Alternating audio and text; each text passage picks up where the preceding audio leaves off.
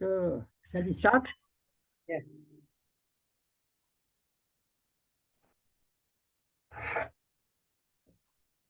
Last time, Nivedita, we were just about talking about the Golden Temple and the attack. Right. Now, it's a very important phase in our country's independent history. Also shows the large number of political lessons that are to be learned. We discussed those. So, as I said last time, uh, when Mr. Sant Bindranewale had taken control of the Golden Temple, Mm. he was doing some very dastardly acts over there. Right. Anyone who came to pray at the temple, whom he wanted to attract or to capture, be they political people or pretty women, capture them and keep them there as prisoners. And then a large number of refugees had come, not refugees, but people who pray every day. Mm.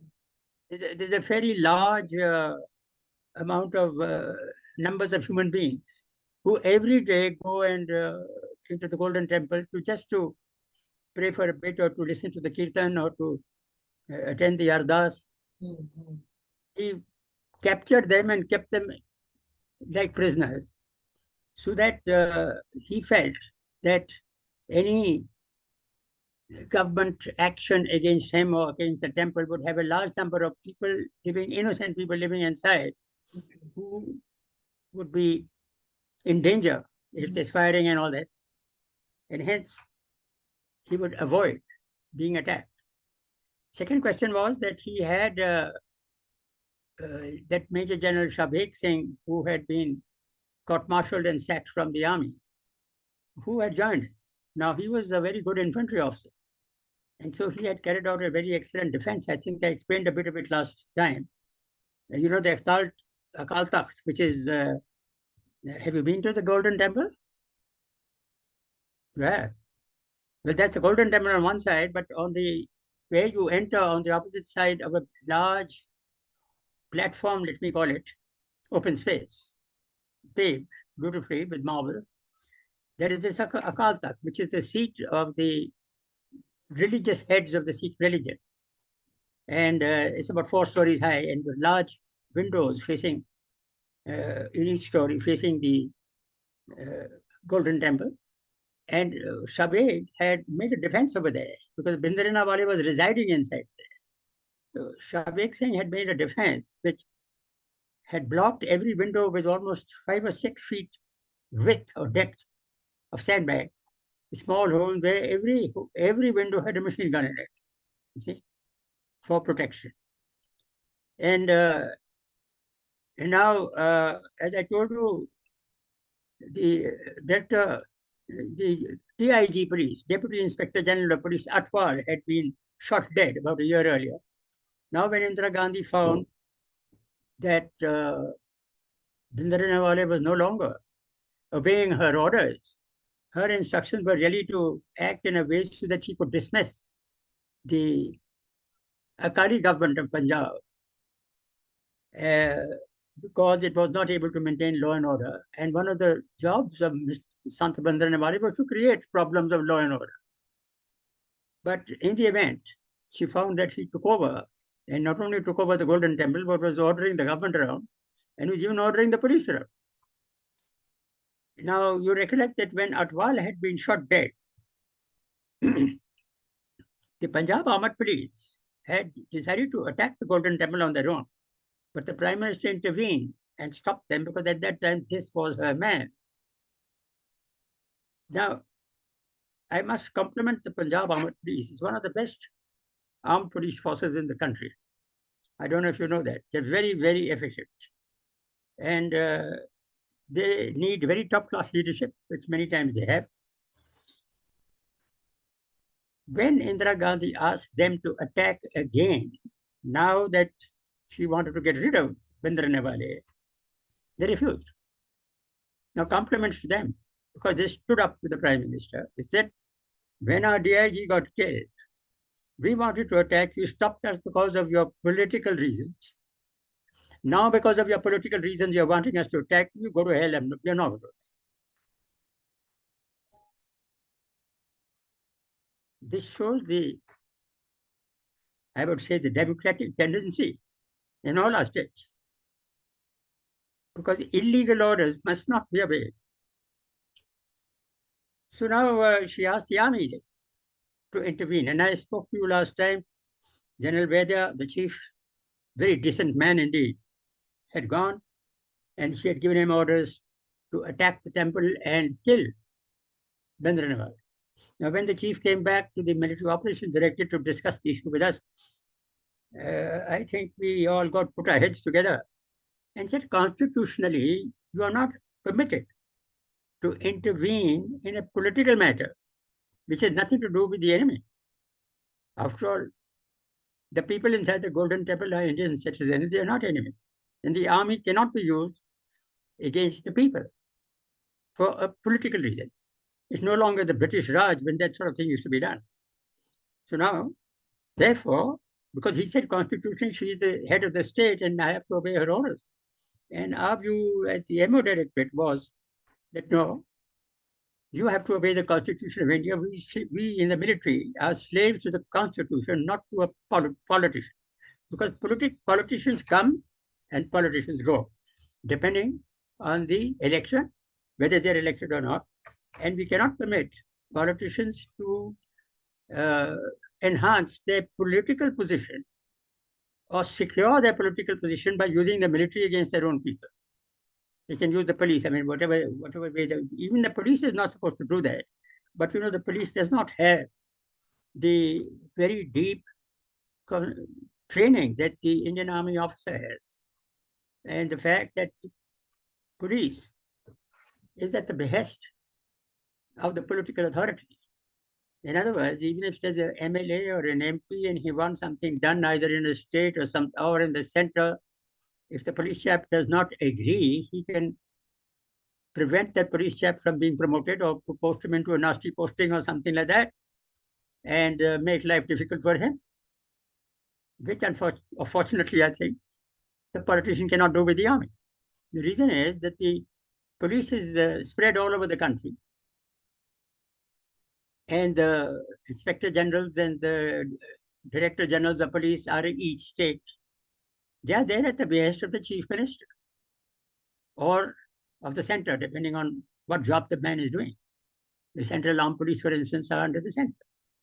So all the reports and everything are written by, in the state is written by the Home Ministry of the state and overseen by the chief minister. And in the center, it is written by the concerned bureaucrat in the center and overseen by the politician concerned or by the prime minister, right? So therefore, they are at the, what should I say, at the receiving end of political requirements. It needs a very bold police officer to stand up to that. There are some who have done very well in life, despite the fact that they were not treated well by their superiors. But there are many who succumb to the political direction against their better judgment. Now we in the military only obey the army chief, and we don't. Where we may be anywhere in the country, but we don't take any notice of a chief minister or any other political entity all over the country because we are centrally controlled, and centrally controlled is by the chief. And the chief is under, of course, the government. And if you have a strong chief, uh, let me dwell on this a bit. What is a strong chief? A strong chief will obey orders which are legal in accordance with the Constitution. That means he's fair both to people in the opposition as well as in the government, as well as into the general set of the Janta, let me call it. A weak chief who wishes to become an ambassador, maybe a governor or something after his retirement, he tends to go along with the system. And I would call that person a slightly weaker type of chief, selected because he is approved by the government and he does his work hand in hand with the top bureaucracy as well as the politicians, and the army has to obey him because that is the system of governance and the system of control in the military by the chiefs through the army commanders. Mark you, when a chief is like that, many of the army commanders don't necessarily agree with what he's saying or doing, and therefore do not follow. Now, I must tell you, I must give compliments to the people who made the laws in the constitution in this country when we first became independent, because the parliament passed the Army Act. The British had an Army Act, so basically it was based on the Army Act. It's a legal document which gives all the rules and regulations, the Army regulations, Army rules, and this is based on the Army Act. It's passed by Parliament. It's legal. What are the powers that you have? How are you to exercise them, etc., etc. They are very interesting points in the Army Act, even for military officers. For example, a subordinate is required under the Act to obey the lawful command of his superior officer. What is a lawful command? A lawful command is one which is not antagonistic to the Constitution of India and the Indian Penal Code, which is the rules of law that run the whole nation. So this is a very interesting point. You are required to obey the lawful command of your superior officer. If you consider that the command is not lawful, you have the right to not obey that particular command, but refer the issue to the man who is superior to your command. Therefore, a superior officer has to, before he gives any orders, ensure that the orders he's going to give are lawful. Right? Lawful means they have been as ordered by the commander-in-chief or by the chief of army staff or whoever. And the commander-in-chief himself has to ensure that the orders that he gives are lawful in accordance with the government orders. Because if something has to be done, for instance, the army chief cannot start a war or start an operation without the lawful command of the cabinet and the prime minister. See? So he knows his limits of what he can do and what he can't. Similarly, if a prime minister or a cabinet or a defense minister gives what the chief would consider an illegal or unlawful type of command, he is in right to not accept that and raise the issue to the cabinet or to the prime minister, everybody else, or to the president of India for that matter, or for that matter, to the Supreme Court of India, right? More of this later as I get on with my story of my life in the army.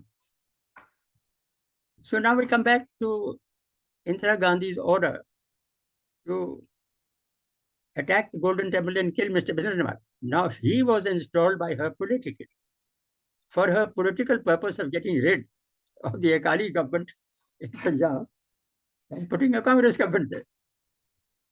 That was very clear to all of us. Therefore, when she ordered the chief to go inside there, since the police refused it, and you do the job for me, we considered in the MO directorate that that's an unlawful command. And so we advised General Bedia accordingly. And he was, I think, brave enough to go back to the Prime Minister and say, look, I'm sorry, but for the following reasons, it would not be right to use the military in this place. Now I'll take you back to a statement I made a little earlier about General Tepi Rana, who was the army chief. He was a very fine soldier, and he had defended Ladakh most appropriately during the 1962 war. So though we had a military disaster on the eastern side, we had no such disaster on the Ladakh side. When the Chinese attacked there, because a very staunch defense by a brigade commanded by then Brigadier Rana. Now, Brigadier Rana, in his own turn, is a very honest, straight man. He became the army chief. If you recollect that time, Indira Gandhi, this is, I'm talking of 1975, when she imposed the emergency. When she imposed the emergency, Jayaprakash Narayan and others had a huge revolt in the country. It was very difficult to conduct any rule. In Delhi, for example, which is the capital, newspapers were not uh, reporting the news correctly. Whatever the government wanted to do, it was doing. But the newspapers, since they were censored, would post huge blank columns. I've told you about this earlier. Huge blank columns in the editorial column or on the front page, the main headlines, written there, censored by government of India, which really made the citizens of India, and for that matter, particularly of Delhi, very, very angry indeed against the imposition of the emergency. So Jayaprakash Narayan and people from the opposition got these guys together and they opposed all actions that the government attempted to take during the emergency. So she had called the police out. I mean, Prime Minister called out the police, etc., to try and control these aggressive crowds, not only in Delhi, but in Calcutta and in Kanpur and in Lucknow and so many other places. She was unable to do so because the police can function, but they may not succeed in what they're trying to do. Uh, so she had called General Reda to ask him to bring out the army to control the crowds in Delhi, etc.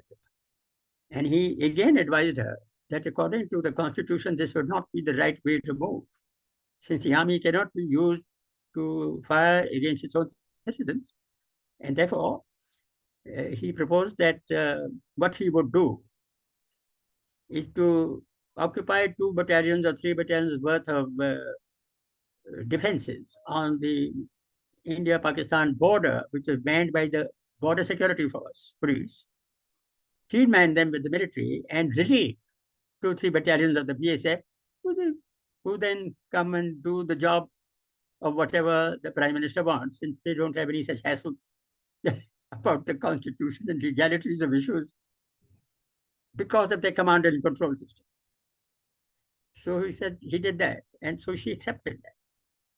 Now we come to the time of General Vedya, when he went and suggested to her that, look, this is not the right way to do. She said, you're a hell of a chap. I made you the army chief. I superseded General uh, Mane Sinha of the Gurkhas, who was senior to you, and I made you the chief. These are stories I get from our own staff. And you can't do that much for your prime minister. She said, all right, what you do is you send me the Northern Army commander and let me give my orders to him. Maybe he'll do what I want. So General Veja, being a decent chap, said, okay. But when he came back to the MO directed, he again suggested to him perhaps that was not the right thing to do because it is not correct for an army commander to take instructions from the prime minister directly over the head of the army chief.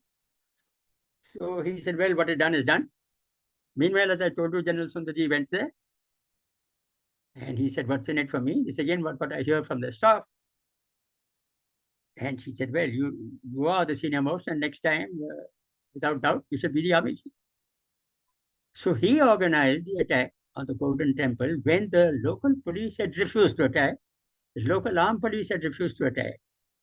And he thought it was a pushover. You know what is a pushover? You think you can easily do something by threatening military force against civilians. And now there is a lesson for all of us here. Never underestimate the opposition to whatever you want to do.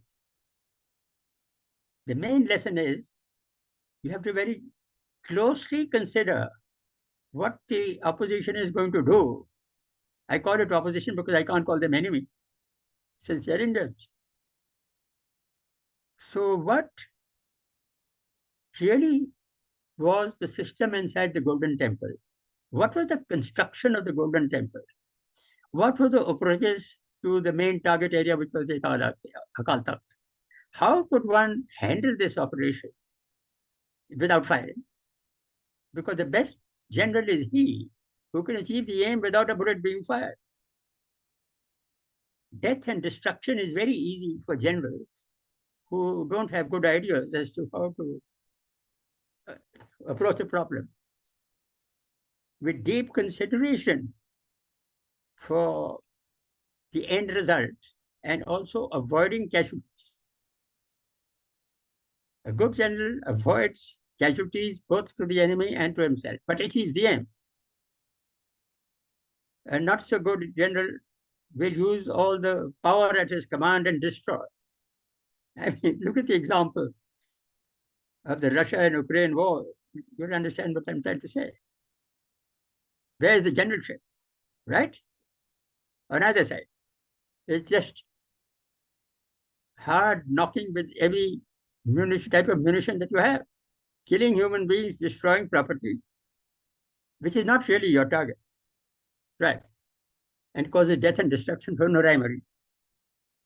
Anyway, so Sundarji, I don't think had made the detailed appreciation of how he's to proceed. So we in the military operations, led by our DGMO, who was then General Samana, requested General Sundarji to be kind enough to come along to the military operations direction and discuss the issue as to how we do this.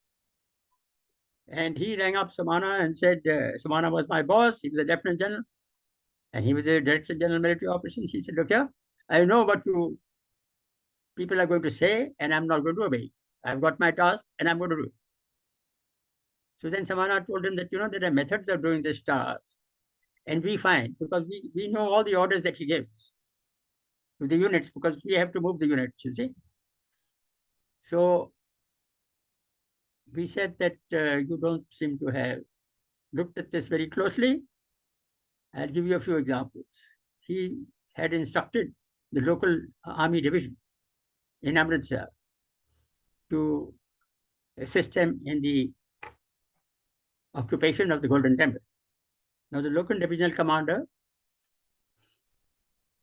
was a Jamwar from the Jammu district, and these are very good soldiers. Right since the days of Maharaja Ranjit Singh, they know what is feasible and what is good, and what is not so feasible and not so good, because the end result must not create further conflict. So if you act against your own population, even if you succeed, that is not going to end over there. That's going to carry on for many years after that when they try and get their own back at you. You see? So Jamal was told by he was the commander, no, Western Army commander, and this division was under his command. And he told him, you produce so many troops, etc. at this time at this date. And he said, sorry, sir, this is not constitutional and I'm not going to do it. In other words, he put his neck out, he could have been sacked. But nonetheless, he did it. Again, compliments to the training of senior Indian Army officers who can stand up when they find that so-called orders are not constitutionally correct. That means you must study the Constitution, you must study the Indian Penal Code, you must study the military law so that you can stand up and say so. You don't need any legal advice for this. All right. So then, since General Sundarji himself was not very sure whether he was in the right or whether he was in the wrong, he selected another division. This is 9th Division at Meerut, commanded by a gentleman called Barar, Major General Bulbul Barar. Again, a very good officer. He's a Sikh, basically, Dushevan. I don't know what it was. A General Jundusi from South India. And, you need to be a Punjabi to understand the intricacies of Punjabi politics. If you're not from Punjab, perhaps you may not understand the various permutations and combinations of politics in Punjab. Has been going on since the days of the British and has carries on till today, right? So General Sundarji felt that one method of proving to the whole world that he's doing something right is to use Sikh units, Sikh commanders against the Sikhs in Golden Day. I don't think that was the right way to go, because we must not allow our communities to be put under such pressure that they tend to disobey your instructions. Whatever weapon you have, Nivedita, whether it's a military weapon or others, you must know what that weapon is capable of. And you must know what is going to break that weapon itself in case you misuse it. So misusing troops means that the troops may not act or may revolt.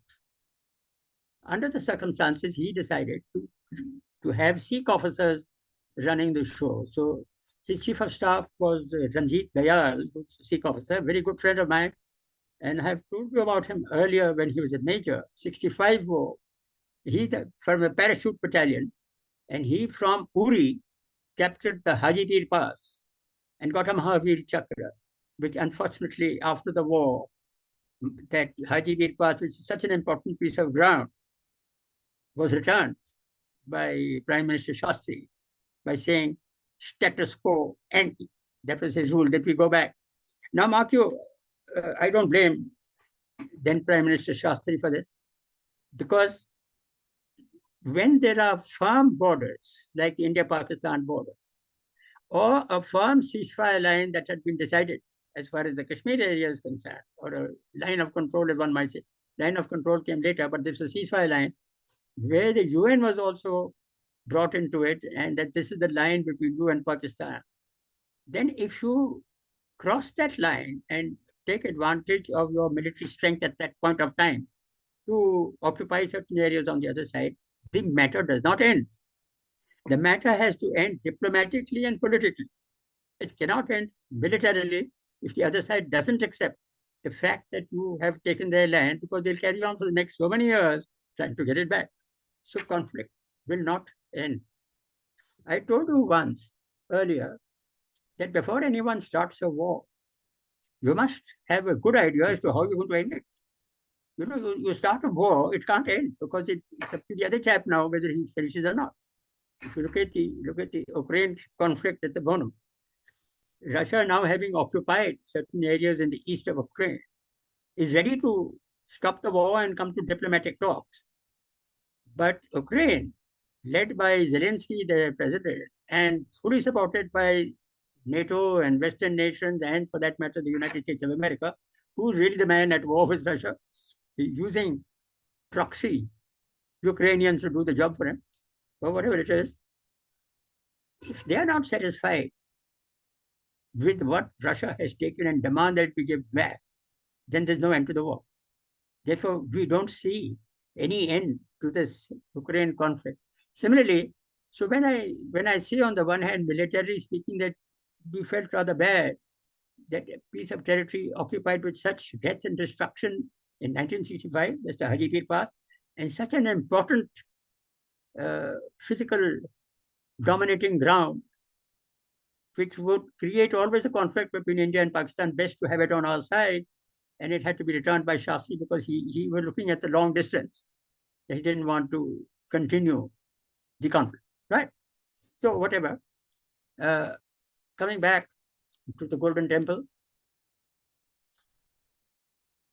there's a lot of things happening in the Golden Temple which nobody knows about. Some of us who visit it very often, we know something about it. The temple is very large. It has got 6 or 7 stories below ground and 4 or 5 stories above ground. Now, what is happening below ground, nobody knows. The whole sort of detailed passages and things where a defender, because all Sikh gurdwaras and temples are built for defense. When the Golden Temple was constructed, it was built for defense. So it's totally surrounded on all sides by high buildings and underground areas that nobody knows about, and the underground passages. So the police knows much about this, but they were not into the game. When Sundarji tried, we had even suggested to his chief of staff and others that why don't you consult the chief? They said, yes, we tried to consult, but the police said when we were going to do the job, we were told to lay off. Now to go to hell, do it yourself, and we're not going to tell you anything. So they got no support from the local police. So now this situation means that we in the memo at least didn't think it was going to go too well. And as a final result, you saw for yourself as per the history, it didn't go too well. There was a lot of bombardment and firing. And when General Sundarji expected, this is a matter of few hours, as he told the Prime Minister, it took 2, 3 days. Number two, there was a lot of death and lot of destruction because the defenders really defended themselves very well, and we used a para-Sikh battalion to initially attack. They didn't realize what they were getting into because when they came into that flat area, within the first few minutes, about the Sikhs had about 28 or 30 casualties because machine guns firing from all directions. That was the killing ground. So, well, then when they found that the infantry was not able to capture this place because of these very highly defended Akalta, then Sundarji got a tank inside the area. Now, climb inside that area with a tank is not easy because it's all, you have to break gates and things down to allow a tank to come in. And then, of course, with the high explosive round of Vijayanta tank aimed particularly at point blank range at these machine gun nests and the Kalta, they blew the whole thing out. Yes, but that caused a lot of destruction to the Kalta. In fact, the Kalta had to be rebuilt completely. So it is unfortunate the way these things went because of the rather queer political desire to do something and the clear opposition of Punjabis and everybody else to what was being done. Now, after this destruction, as I told you, there were about 300 other people kept prisoner or confined in that area. Many of them died in this crossfire. Many of them were totally innocent. Now, that was another factor which went against this military operation.